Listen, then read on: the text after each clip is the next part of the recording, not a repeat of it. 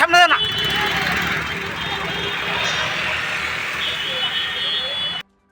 রাজ্যের লোকসংখ্যা দিন দিন যত বৃদ্ধি পাচ্ছে ততই বাড়ছে যানবাহন।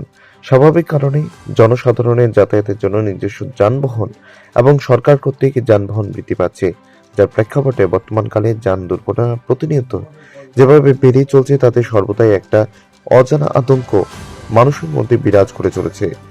এই যান দুর্ঘটনা রোধে বৃহস্পতিবার ওমেন্স কলেজ এনএসএস এর পক্ষ থেকে রাজধানীর রাজপথে পথচারীদের মধ্যে লিফলেট করা হয়। পাশাপাশি দুর্ঘটনা থেকে সতর্ক করার জন্য এক সচেতনতামূলক রোড সেফটির বিভিন্ন বিষয় নিয়ে রাস্তা নেমে সচেতনতার উদ্দেশ্যে নেওয়া হয়।